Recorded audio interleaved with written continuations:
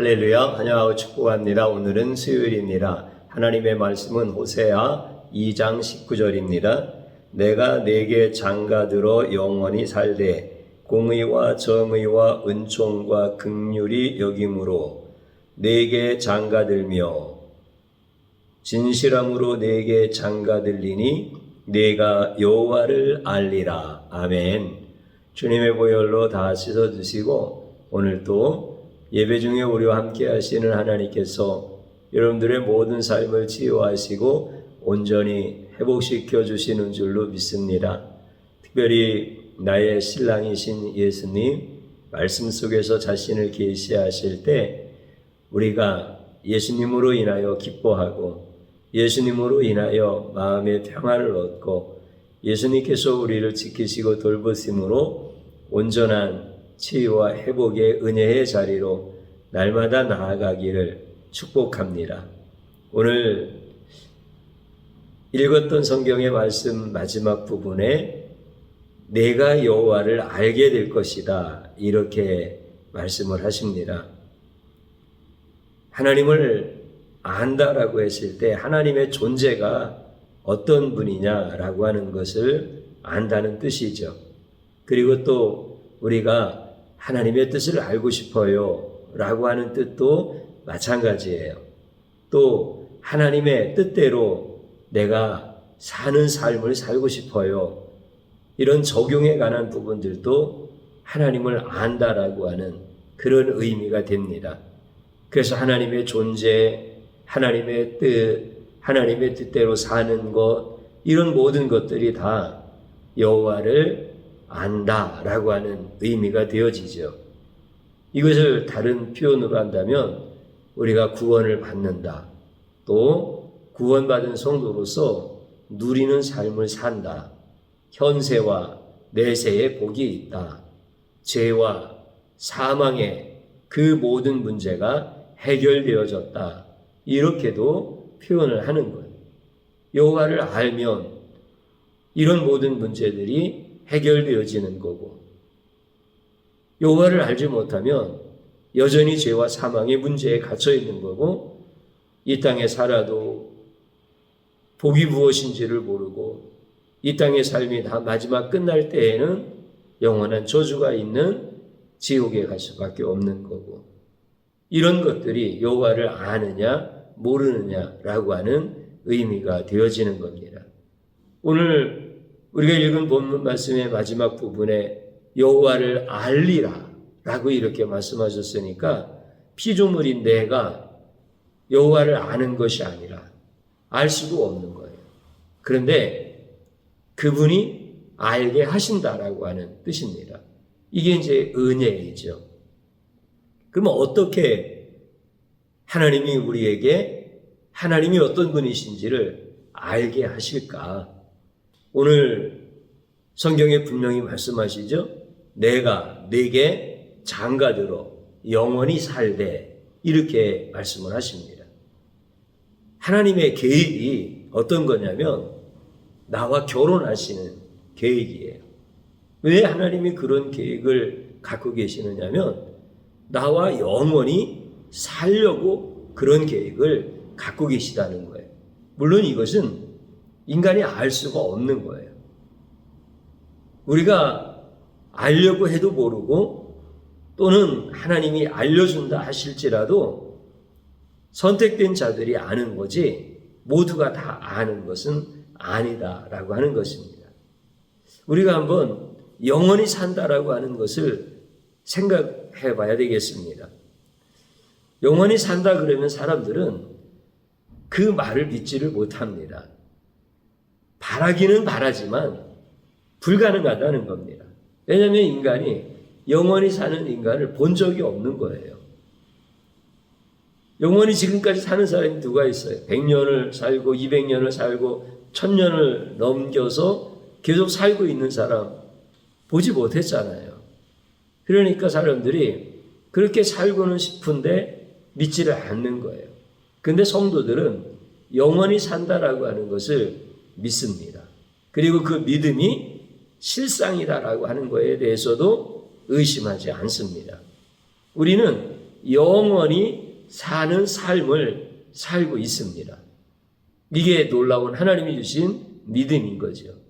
그런데 또 하나 중요한 것은 뭐냐면 어디서 사느냐, 어디서 영원히 사느냐, 이거 굉장히 중요한 문제입니다. 우리는 생각해 볼 수 있습니다. 우리가 사는 그 장소에 대한 것을 첫 번째 에덴이라고 하는 곳을 생각할 수가 있죠. 하나님께서 인간을 지으시고 타락하기 전에 우리를 두셨던 에덴의 동쪽의 동산, 그 에덴 우리는 생각할 수 있습니다. 또 하나는 지금 우리가 살고 있는 이 세상이라고 하는 장소가 있습니다. 또 하나는 지옥이라는 장소가 있고 또 하나는 천국이라고 하는 곳이 있습니다. 이게 이제 우리가 어디서 사느냐라고 할 때 우리가 생각해 볼 수 있는 장소의 개념입니다. 그런데 에덴과 이 세상과 지옥과 천국 중에서 우리는 바라지 않는 부분이 있어요. 어디 안 바랍니까? 이 세상, 여기서 영원히 산다고 한번 생각해 보세요. 아마 나는 이 세상에 영원히 살면 너무 좋을 것 같아. 뭐 이런 사람도 혹여 있을지 몰라도 계속 영원히 살아보십시오. 이 세상에서 영원히 살고 싶겠나? 이 세상에서는 영원히 살고 싶은 사람이 없습니다. 또 하나 지옥도 마찬가지죠. 영원히 살고 싶지 않은 곳이 지옥입니다. 그러면 이 세상에서도 영원히 살아야 된다라고 하면 이 세상이 곧 지옥이다. 이렇게 생각하고 말하는 사람들이 굉장히 많습니다. 그렇기 때문에 내가 영원히 사는 것이 중요한 문제인데 어디서 사느냐라고 했을 때 이 세상, 나는 여기서 영원히 살고 싶지 않아. 지옥, 거기는 더더군다나 영원히 살고 싶지 않아. 그러니까 이 세상과 지옥은 영원히 살고 싶은 장소에서 이미 탈락이 되어진 거야. 원치 않는다는 거죠. 그럼 모든 사람들이 원하는 것은 어디입니까? 에덴 동산, 또 하나는 천국. 이런 데는 내가 영원히 살고 싶은 곳이다 라고 하는 것을 우리는 생각하게 되어집니다. 그런데 이제 에덴 동산을 한번 먼저 생각해 보면 에덴 동산에서 영원히 살 수 있어요. 그런데 영원히 살 수 있는 조건이 하나 있습니다. 그게 뭐냐면 선악과를 하나님께서 명령하신 그 선악을 알게 하는 나무의 열매는 먹지 말아야 됩니다. 그래야 에덴 동산에서 영생을 주는 열매에 그것을 먹으면서 영원히 살 수가 있는 거예요. 그러니까 에덴 동산에서 영원히 살려면 조건이 하나 있는데 선악과를 먹지 않는 조건인 거예요. 그 다음에 천국에서 영원히 사는 것도 조건이 하나 있어요. 그 조건은 뭐냐면 결혼하는 거예요. 결혼하는 거. 우리 예수님과 결혼하는 거예요. 그럼 첫 번째 에덴 동산에서는 영원히 사는 것을 성공했을까요? 실패했을까요? 모든 사람이 다 실패했습니다. 아담과 하와만 실패한 것이 아니라 내가 아담이었다 할지라도 내가 하와라 할지라도 실패한 겁니다. 그러니까 아담이 실패했고 하와가 실패했던 것은 첫 번째 인간이 실패했다라고 하는 것은 모든 인간이 다 실패했다라고 하는 것을 대표성으로 말씀을 하시는 거예요. 그러니까 우리는 에덴에서 영원히 살 수 없는 존재예요. 근데 천국에서 사는 조건은 결혼이라고 했잖아요. 성공한 거야, 이거는. 근데 이거는 모든 사람이 다 성공하는 게 아니라 선택된 사람들만. 신랑, 우리의 신랑이신 예수님이 신부를 선택한 거예요. 그리고 그 신부는 신랑이신 예수님과 결혼하여서 영원히 사는 것. 이게 바로 천국입니다. 그러니까 우리는 영원히 산다라고 하는 이 중요한 문제와 그 다음에 어디서 영원히 사느냐라고 했을 때 천국이라고 하는 이 중요한 문제를 성경은 분명하게 우리에게 가르쳐주고 있는 거죠. 그래서 오늘 성경에서 내가 네게 장가들어 영원히 살되 이렇게 말씀을 해주시는 거예요. 우리 하나님의 계획이 그러시다라고 하는 거예요. 그럼 예수님과 결혼하는 신부의 자격이 있어야 될 거 아니겠습니까? 그러면 완전하신, 공의로우신, 정의로우신 그 예수님의 신부가 되어질 수 있는 자격은 어떻게 되어질까요? 그분이 공의로우시면 우리도 공의로워야 돼요. 그분이 정의로우시면 신부가 되어질 자도 정의로워야 되는 거예요. 근데 우리는 이미 타락한 존재이기 때문에 공의롭지 못해요. 정의롭지 못해요. 그래서 신부의 자격이 되어질 수 있는 인간은 아무도 없는 거예요. 근데 우리 주님이 신부의 자격을 정의와 공의로 삼지 아니하시고 공의 대신 은총으로, 정의 대신 긍휼로, 공의에 의해서 자격을 박탈했지만 은총으로 말미암아 나를 공의로운 자라고 인정을 해주신 거예요. 정의에 의해서 예수님의 신부의 자격에 박탈을 당한 나에게 은총과 긍휼이라고 하는 것을 통하여서 신부의 자격을 회복시켜 주신 거예요. 이렇게 되어서 선택되어진 자들은 예수님의 신부가 되어 결혼을 하게 되어지는 거예요. 결혼이라고 하는 것은 신랑과 신부가 동등하다는 뜻입니다. 그렇기 때문에 사람들도 이 결혼이라고 하는 것을 생각할 때 이 동등의 개념에서 결혼을 하게 되어지니까 자기와 동등한 자를 찾는 거예요. 그것이 공의와 정의로 결혼을 하는 거예요. 서로가 조건이 맞아야 결혼을 하는 거예요. 그래서 요즘에 결혼할 때 여러분들 아무하고나 결혼합니까? 그렇지 않아요. 예를 들어서 재벌가의 결혼이라 그러면은 대부분 재벌가끼리 결혼을 합니다. 신체적으로도 키가 큰 사람과 작은 사람 이렇게 결혼하는 분들도 계시죠. 그런데 거의 대부분은 키가 큰 분들끼리 결혼을 하고 그게 결혼의 조건은 아니지만은 이런 부분들이 전부 다 뭐예요? 공의와 정의를 가지고 이렇게 결혼을 하는 거예요. 서로가 조건이 맞아야 신랑 신부가 동등한 존재이기 때문에 그렇게 결혼을 하게 되어지는 거예요. 그런데 이것은 파경으로 가게 되어집니다. 은총과 긍휼을 가지고 결혼을 해야 이게 결혼이 되어지는 건데 공의와 정의를 가지고 서로 조건에 맞춰서 결혼을 하니까 파경이 되어지는 거예요. 이 파경이라고 하는 건 일찍 이혼한다. 이런 의미도 포함되어지지만 영원한 결혼이 되어지지 못한다는 거예요.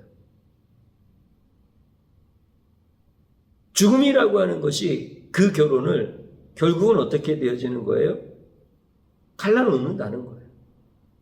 그 전에 이혼하는, 파경되어지는 이런 경우들도 많지만 그렇지 않다 하더라도 공의와 정의를 가지고 결혼을 하면 나중에는 어떻게 되어지는 거예요? 결국은 죽음이라고 하는 것으로 갈라지게 되어지는 거예요. 그런데 사람들은 이 공의와 정의로 결혼하는 것은 너무나 익숙하고 잘 알지만 은총과 긍휼로 결혼하는 것은 잘 모르는 거예요.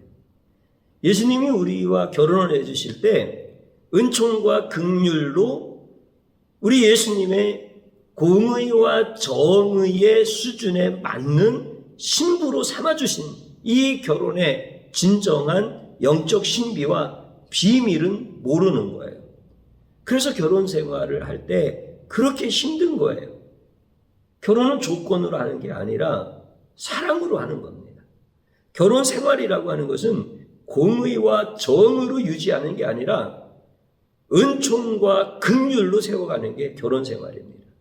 이것을 주님께서 우리에게 가르쳐 주시면서 이 결혼이 우리를 예수님의 영원하신 공의와 정의로 영생하는 삶으로 이끌어 가시는 것, 그것을 위하여 예수님의 그 은총과 긍휼을 우리에게 주심으로 말미암아 우리를 신부로 삼아주신 건데, 이 결혼에 대한 신비와 비밀을 사람들이 모르는 거예요. 예수님과 결혼한 신부로서 살아가는 성도 외에는 이것을 모르는 거야, 사람들이. 그래서 결혼이라고 하는 것은 본래부터 동등한 거예요. 신랑과 신부가 동등한 자격으로 결혼을 하여서 서로 존중하는 거예요. 그렇기 때문에 신랑과 신부는 못생긴 게 중요한 게 아니에요. 능력이 중요한 게 아니에요. 잘생긴 게 중요한 게 아니에요. 능력이 있고 없고가 중요한 게 아니에요. 그런데 이 결혼의 비밀을 모르니까 정죄하고 미워하고 버리고, 이걸 결혼의 파경이라고 하는 겁니다. 끝까지 가지를 못하는 거예요. 우리 주님이 나와 결혼을 하실 때 공의와 정의를 가지고 결혼하시면 이 결혼은 파경이 되어지는 거예요. 그런데 예수님께서 나와 결혼을 해주실 때 은총과 긍휼히 여김으로 결혼을 해주신 거예요. 그래서 이 결혼은 영원히 가는 거예요. 이 결혼은 파경이 되어질 수가 없는 거예요. 이것을 천국에 들어가는 영생의 삶의 조건이다라고 말씀을 해주시는 거예요.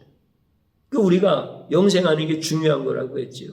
어디서 영생하느냐라고 하는 게 또한 중요한 거라고 했지요. 그러면 어떻게 영생을 하느냐라고 하는 이것도 중요한 거라고 했지요. 성경은 이거에 대해서 우리에게 영적 원리를 가지고 분명하게 말씀을 해주시는 거예요. 이걸 구원이라고 말씀하시고 영생이라고 말씀하시는 거고, 이 영생의 방법은 우리에게서 나오는 것이 아니라 우리 주님이 이루어 가시는 것이라고 말씀하시는 거고, 그렇기 때문에 우리는 구원에 대해서 계획해 본 적도 없고 구원을 이루는 방법을 알지도 못하고, 그 다음에 이 구원이 계속 유지되어지는 방법과 능력도 우리에게는 없는 거예요. 그런데 주님께서 나를 영원히 살게 하시려고 나에게 장가 들어주시고, 내가 신부의 자격이 되어지지 아니하니까 우리 예수님의 방법으로 나를 은총과 긍휼로 신부 삼아주시고, 그리고 이것을 성령님이 쭉 보장해 주시고 진실로 내게 장가든다라고 하는 이런 말씀은 변함이 없다는 거예요. 불변한다는 거예요. 내가 뭐가 잘못되어질 수 있는 이런 것이 있어서 예수님과 나와의 결혼이 파경이 되어진다라고 하는 것이 아니라는 거예요. 이게 진실함으로 내게 장가를 든다라고 하는 이런 말씀인 거예요. 그러니까 오늘 우리 본문을 통해서 하나님이 우리를 영원히 살게 하시는 이 놀라운 구원의 자리로 초청을 하시면서 장가든다는, 결혼한다라고 하는 이런 비밀의 말씀을 통하여서 우리를 영원히 살게 하신다라고 하는 이 말씀을 가르쳐 주시는 거예요. 그러면서 우리가 이 땅에서 살아가는 동안에 결혼이라고 하는 제도와 가정이라고 하는 제도를 통하여서 우리를 영원히 살게 하시는 하나님의 그 계획을 알게 하시는 거예요.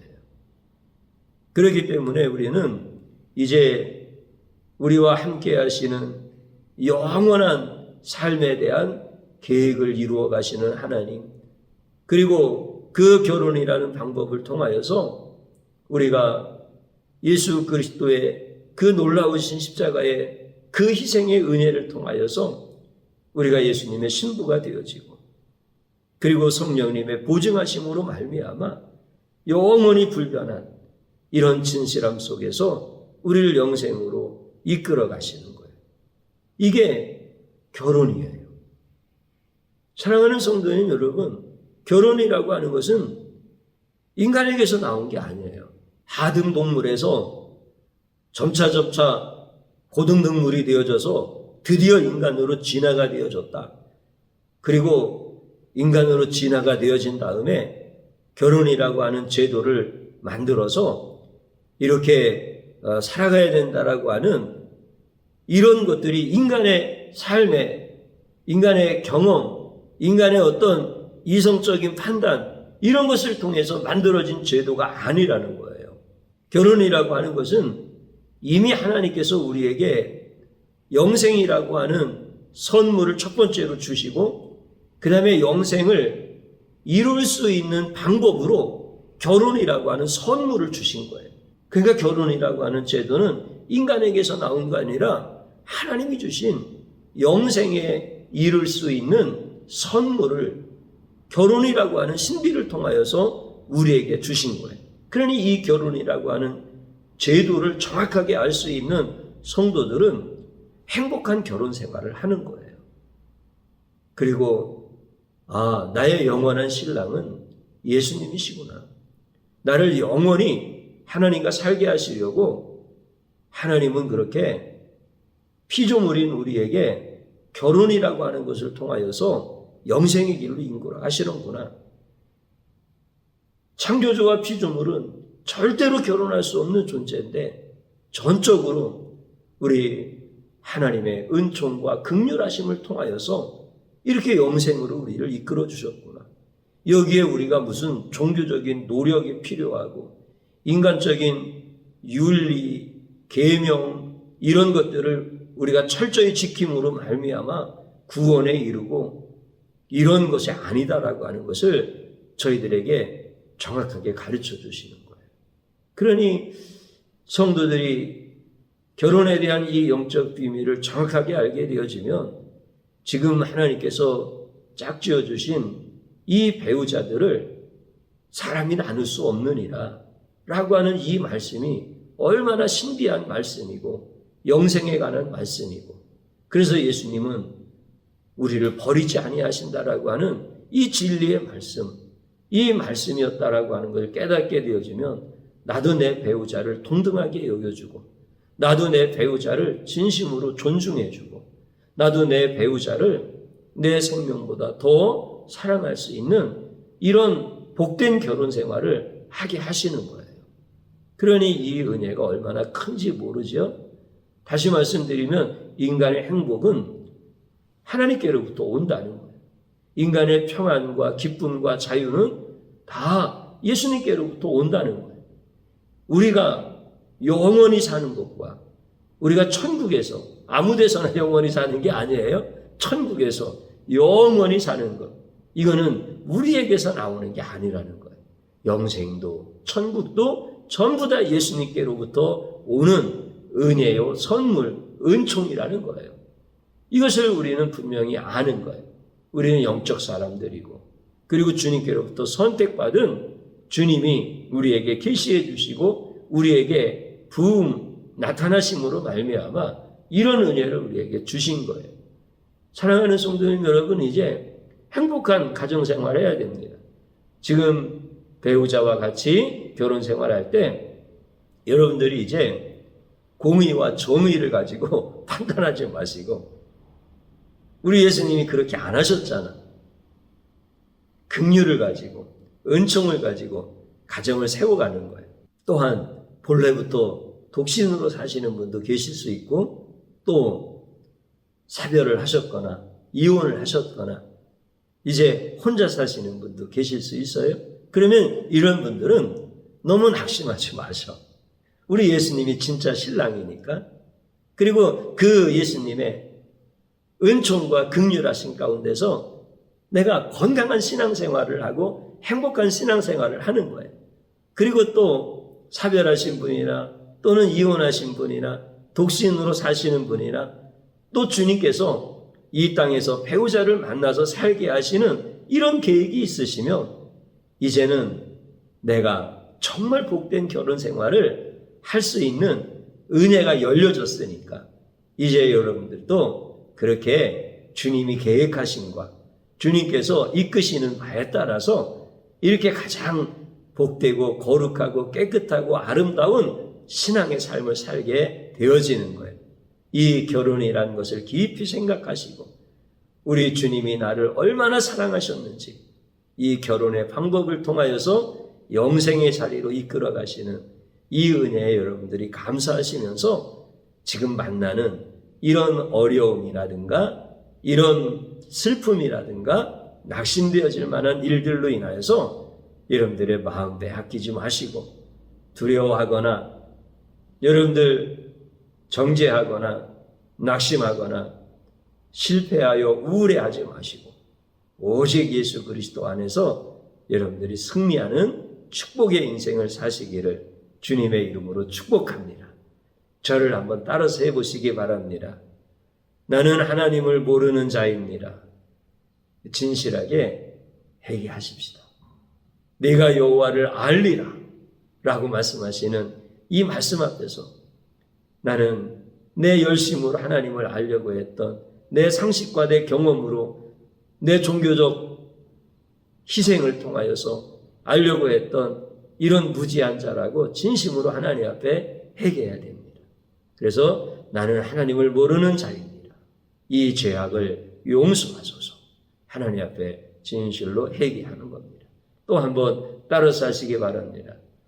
나를 신부 삼아주시고 영생을 주신 예수님을 찬양합니다. 아멘. 주님 한번 부르고 기도합니다.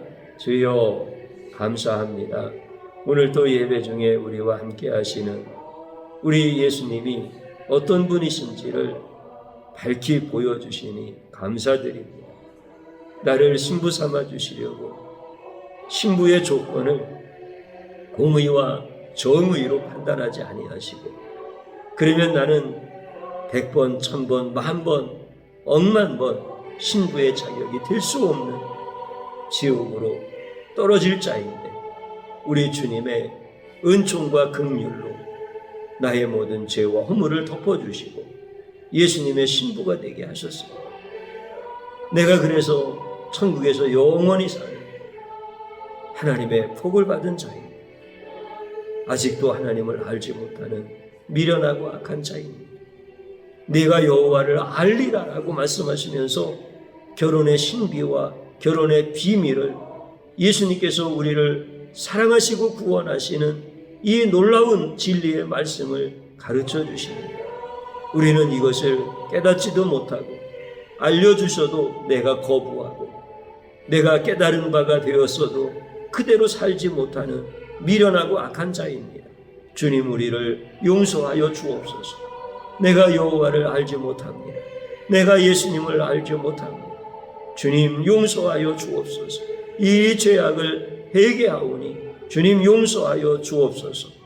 진실함으로 내게 장가들리니 라고 이렇게 말씀하시면서 변함없으신 그 놀라우신 예수님의 사랑과 성령님의 보증하심과 지켜주심과 인도하심을 모르는 이 죄악을 용서하여 주옵시고 이제는 나에게 영생을 주시려고 내게 장가들어 주신 그 예수님을 영원히 찬양할 수 있도록 주님 찬양의 입술을 열어주시고 찬양의 마음을 받아주시옵시고 내가 이제 주님만을 높일 수 있는 진실한 주님의 신부로 살 수 있게 도와주시고 우리 사랑하는 성도들이 이제 하나님의 뜻을 알았으니 내가 결혼 생활을 하든지 내가 독신으로 살든지 내 배우자를 먼저 보냈든지 또 배우자와 아픔 속에서 이혼을 했든지 주님 이제는 진정한 결혼의 신비를 알게 하시고 예수님과 영원히 천국에서 사는 이 신랑 되신 예수님을 바라보면서 또 우리에게 어떤 하나님의 인도하심이 있든지 주님의 인도하심을 따라서 가장 복된 삶을 다 누릴 수 있도록 축복하여 주시옵소서. 예수님의 이름으로 기도드리옵나이다. 아멘.